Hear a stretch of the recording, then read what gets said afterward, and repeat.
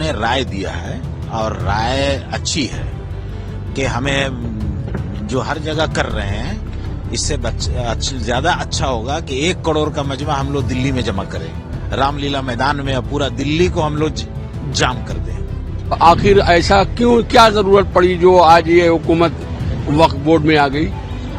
क्या उसको तकलीफ है वक्फ बोर्ड से? पहले भी तो वक्फ बोर्ड था, आज तक कोई नया तो वक्फ बोर्ड नहीं है। कोई काश किसी भी धर्म का, हम किसी धर्म के वो खिलाफ नहीं जा रहे हैं। मैं हिंदू का काश है, वो अपने वक्फ बोर्ड चला रहा है, वो अपने मंदिर का ट्रस्ट चला रहा है, तो अगर मुसलमान अपना चला रहा है तो आपको कौन आपत्ति है? वक्फ बोर्ड का काला कानून जो बनाया है, इससे हम लोग तमाम मुसलमान क्या, हम लोगों के संग गैर कौम भी भाई लोग साथ दे रहे हैं। पंजाबी है, सिख है, आपका हिंदू भाई लोग है, बंगाली, वो हम लोगों का साथ दे रहे हैं। हम लोग इस पश्चिम बंगाल में हम लोग सब मिलजुल कर रहते हैं, कि किसी का कोई भी अनुष्ठान हो, पर्व त्योहार हो, मिलजुल कर। ये जो काला कानून किया है, इस काला कानून को वापस कर ले, हम लोग का और कोई झगड़ा नहीं है। पश्चिम बंगाल की मुख्यमंत्री ममता बनर्जी मुसलमानों की मसीहा बन चुकी है। जी हां, पश्चिम बंगाल हिंसा के बाद आज ममता बनर्जी ने राज्य के सभी इमाम, मौलवी और मुस्लिम समुदाय के धार्मिक नेताओं के साथ बैठक की है, जहां सभी इमामों को बुलाकर ममता बनर्जी ने उनके साथ एक डील भी कर दी है। जी हां, ये दावा किसी और ने नहीं बल्कि ममता बनर्जी के साथ मीटिंग में शामिल हुए इमामों की तरफ से किया गया है। उन्होंने दावा किया है कि ममता बनर्जी के नेतृत्व में बंगाल में वक्फ कानून को लागू नहीं किया जाएगा और इमामों ने ममता को आने वाले दिनों में पीएम के तौर पर भी देखने की बात कह दी है कि प्रधानमंत्री जो है वो ममता बनर्जी ही बन रही है। इतना ही नहीं, मौलानाओं से मुलाकात के दौरान ममता बनर्जी प्रधानमंत्री नरेंद्र मोदी पर भी खूब बरसी। तो इसी के साथ उन्होंने पश्चिम बंगाल हिंसा पर जो लगातार ममता बनर्जी, उनकी सरकार बेनकाब हो रही है, उसको लेकर मीडिया पर भी उन्होंने हमला बोला। ममता बनर्जी ने कहा कि पीएम मोदी हिंदुस्तान को नहीं बदल सकते हैं, हम हिंदू मुसलमान नहीं होने देंगे। सीएम ने यह भी कहा कि बीजेपी बंगाल में ध्रुवीकरण कर रही है और ये बयान देते हुए उन्होंने कहा कि मैं हर साल नमाज पढ़ती हूं। ममता बनर्जी ने कहा कि उन्होंने हर साल दरअसल ईद पर नमाज पढ़ी है, रेड रोड पर जाती हूं मैं, ये जानकारी ममता बनर्जी ने दी है। इतना ही नहीं, पश्चिम बंगाल की मुख्यमंत्री ममता बनर्जी तो हिंसा को लेकर भी मीडिया पर ही हमलावर नजर आई और इस दौरान उन्हें कहा कि दरअसल कितने युवाओं को नौकरी मिली है, केंद्र सरकार को यह जवाब देना चाहिए। दवाओं, पेट्रोल और डीजल की कीमतों में वृद्धि की गई है, लेकिन कुछ गोदी मीडिया केवल बंगाल के खिलाफ बोलती है। अगर आपको कुछ कहना है तो मेरे सामने आकर कहे, मेरे पीछे नहीं। यह ममता बनर्जी का बयान है मीडिया पर जब वो बरसी और कहा कि बीजेपी द्वारा वित्त पोषित कुछ मीडिया चैनल बंगाल के फर्जी वीडियो दिखाते हैं, हमने उन्हें पकड़ा। उन्होंने कर्नाटक, यूपी, बिहार और राजस्थान के 8 वीडियो दिखाए और बंगाल को बदनाम करने की कोशिश की। उन्हें शर्म आनी चाहिए। ये तमाम बातें भी इन्हीं मौलानाओं और इमामों के बीच बैठकर ममता बनर्जी के जरिए कही गई है।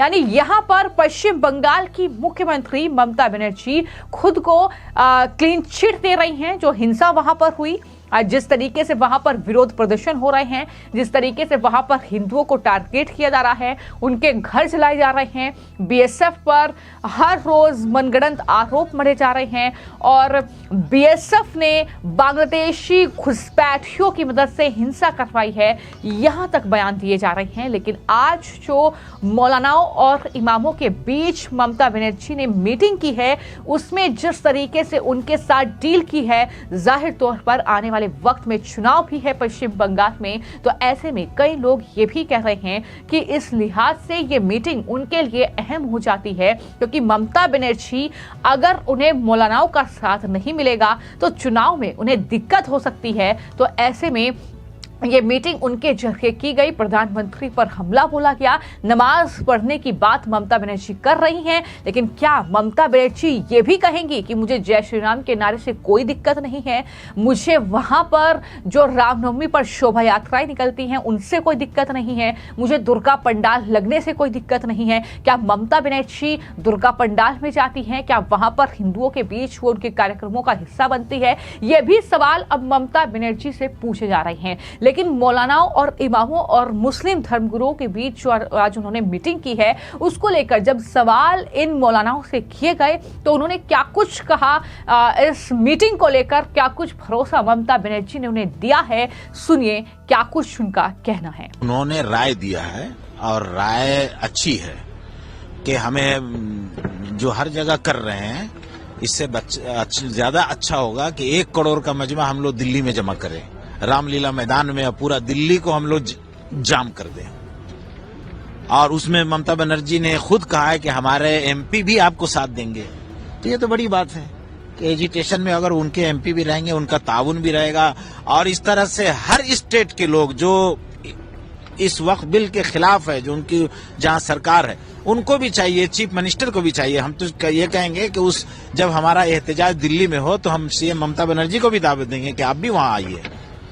अभी जो 26 तारीख का आप लोगों का पोस्टपोन हुआ है ब्रिगेड, उसके बारे में क्या बोलेंगे? उसके बारे में मेरा कुछ ये नहीं है। हमारा तो ये आज का 16 तारीख का प्रोग्राम था। वो प्रोग्राम के ताल्लुक से मुझे सही रिपोर्ट भी नहीं है, सही मालूमात भी नहीं थी, इसलिए उस बारे में हम कुछ बोल नहीं सकते हैं। अखबारात के जरिए या सोशल मीडिया के जरिए हमने सुना है, जो सुन रहे थे। जो हालात मुर्शिदाबाद के हैं वो बहुत अनरेस्ट वाले हैं, लोगों को पलायन करने को, इस सिचुएशन पर क्या बोलेंगे? देखिए, मुर्शिदाबाद के हालात बहुत अभी अच्छे हो गए, अल्लाह का शुक्र है। और वहाँ के लोकल लोग जो रहने वाले हैं उन लोगों का आपस में कोई आपसी कोई रंजिश नहीं है। सब लोग बहुत प्यार मोहब्बत से रह रहे हैं। हमारे ऑल इंडिया इमाम मुअज्जिन ऑर्गेनाइजेशन के जो सदर हैं, जनरल सेक्रेटरी हैं मौलाना अब्दुल रज़ाक साहब, अभी थे वो 5 दिन कंटिन्यूस एसपी के साथ, डीएम के साथ मिल करके उनका मदद किया, लोगों को शांति बनाए रखने में पूरा रोल निभाया है। 2-2, 3-3 रात वो सोए नहीं है। और आज हमने उनको सामने कहा है, बल्कि हम आपके जरिए से कहना चाहते हैं कि ऐसे लोगों को ब्रेवरी अवार्ड मिलनी चाहिए जिन्होंने देश में शांति, हमारे स्टेट में शांति बनाने का काम किया है। कोलकाता या बंगाल में आप लोगों का प्रोटेस्ट अभी जारी रहेगा? ये तो उस वक्त तक चलता रहेगा जब तक के ये बिल वापस नहीं होगा। देखिए, आश्वासन वो हमको दे रहा है, मगर हमारा ये आखिर ऐसा क्यों, क्या जरूरत पड़ी जो आज ये हुकूमत वक्फ बोर्ड में आ गई? क्या उसको तकलीफ है वक्फ बोर्ड से? पहले भी तो वक्फ बोर्ड था, आज तक कोई नया तो वक्फ बोर्ड नहीं है, पुराना वक्फ बोर्ड है। और ये मुसलमानों की संपत्ति है। मुसलमानों का जब कोई काश, किसी भी धर्म का, हम किसी धर्म के वो खिलाफ नहीं जा रहे हैं। मैं हिंदू का काश है, वो अपने वक्फ बोर्ड चला रहा है, वो अपने मंदिर का ट्रस्ट चला रहा है, तो अगर मुसलमान अपना चला रहा है तो आपको कौन आपत्ति है? किस बात की आपको संकोच और फिक्र है? मुसलमान को अगर आप इतने बड़े हमदर्द थे तो कम से कम मुसलमान को बैठाल कर पहले पूछना चाहिए कि हम ये अपने हाथ में ले रहे हैं, अंडर अपने हाथ में कर रहे हैं, ये हमको चाहिए और हम चलाएंगे। तब ना मुसलमान अगर सोचता, अच्छा फैसला करता तो वो कह देता करता। मगर आप अपनी मर्जी से जो चाहिएगा कर लीजिए, ये तो मुसलमान बर्दाश्त नहीं करेगा। मुर्शिदाबाद की जो स्थिति है, उसके बाद भांगड़ की जो स्थिति है, बहुत ही तो देखिए भाई, ये हुकूमत हमारी बंगाल की ममता दीदी है, वो तो हमसे ज्यादा बेहतर समझने वाली है। वो आज क्या है मुर्शिदाबाद में, क्या आखिर क्यों हो रहा है? क्या मतलब सिर्फ मुसलमान ही है इस तरह से मतलब जुल्म कर रहा है, या जुल्म सह रहा है, या उसको सहने का हक है? हर एक को तो सहने का हक है, मगर किसी भी तरह से कोई भी हो, चाहे वो हिंदू हो या मुसलमान हो या सिख हो या ईसाई हो, किसी पर भी अगर अत्याचार हो रहे तो हम इसके खिलाफ हैं, हम इसको अच्छा नहीं मानते। ये जो मुर्शिदाबाद की जो स्थिति है, उसका जिम्मेदार आप किसे मानते? देखिए, हम तो उसके बारे में हम बता नहीं सकते कि कौन जिम्मेदार है, मगर जो अगर इस तरह से कर रहा है, चाहे वो मुसलमान हो, हिंदू हो, गैर मुस्लिम हो, कोई भी हो, वो उसका जिम्मेदार है, हम नहीं जिम्मेदार है। प्रतिवाद आप लोगों का जारी रहेगा? हाँ, जारी रहेगा जब तक वक्फ बोर्ड का फैसला नहीं आ जाएगा, जब तक रहेगा। देखिए हम लोग हिंदुस्तान के रहने वाले, यहाँ जन्म भी हुआ है, यहाँ मृत्यु भी होगा। हम लोग यहाँ के आज से नहीं है, बाप दादा सभी यहीं के हैं। हिंदुस्तान में पैदा हुए तो हिंदुस्तानी में मरेंगे, बाकी जो भी बोल दे उससे हमको कोई फर्क नहीं है। अब रह गया ये जो वक्फ बोर्ड का काला कानून जो बनाया है, इससे हम लोग तमाम मुसलमान क्या हम लोगों के संग गैर कौम भी भाई लोग साथ दे रहे हैं। पंजाबी है, सिख है, आपका हिंदू भाई लोग है, बंगाली, वो हम लोगों का साथ दे रहे हैं। तो हम लोग इस पश्चिम बंगाल में हम लोग सब मिलजुल कर रहते हैं। जो किसी का कोई भी अनुष्ठान हो, पर्व त्योहार हो, तो मिलजुल कर। ये जो काला कानून किया है, इस काला कानून को वापस कर ले, हम लोग का और कोई झगड़ा नहीं है। आप बोल रहे हैं कि हिंदू मुस्लिम सब मिलकर रहते हैं बंगाल में, लेकिन स्थिति जो मुर्शिदाबाद की है वहाँ तो ऐसा नहीं दिखा है, बल्कि मुस्लिम अत्याचार कर रहे हिंदुओं पर, ऐसा कहा जा रहा है। कौन 2 मिनट बंद करिए। देखिए 100 आदमी में अगर 2 आदमी चोरी किया तो 100 आदमी बदनाम नहीं हो सकता, 2 ही बदनाम हो सकता है। अगर कोई ऐसा 100 आदमी का ब्रेन, सोच, समझ अलग है। बहुत सा आदमी हिंदू से नफरत करता है, बहुत सा आदमी हिंदू को दोस्त बनाता है। तो 2 आदमी अगर किया तो उसके लिए बंगाल बदनाम नहीं हो सकता है। अगर 2 आदमी नहीं करता, 98 आदमी अगर करता तो पश्चिम बंगाल को बदनाम कर सकता था। ये पश्चिम बंगाल में हमारा ममता दीदी वैसा होने नहीं देगा। तो यहाँ पर जो मुस्लिम समुदाय के लोग हैं वो दरअसल इस वक्फ कानून को काला कानून बता रहे हैं और कह रहे हैं कि मुस्लिम समुदाय की जमीन और हक छीनने वाला ये कानून है और इसे ममता बनर्जी ही रोक सकती हैं। लेकिन मुर्शिदाबाद और माल्टा में हुई हिंसा को बाहरी लोगों की साजिश बता रहे हैं और कहा कि इस्लाम हिंसा को बिल्कुल नहीं मानता है। तो इस तरीके के बयान सामने आ रहे हैं। लेकिन कुल मिलाकर ममता बनर्जी अब कहीं ना कहीं बुरी तरीके से फंस रही हैं। जिस तरीके से हिंसा की ये तस्वीरें पश्चिम बंगाल से सामने आई हैं, लगातार वहां पर राष्ट्रपति शासन लगाने की बात हो रही है। लगातार ये कहा जा रहा है कि पश्चिम बंगाल में राष्ट्रपति शासन के पीछे ही अगला चुनाव होगा।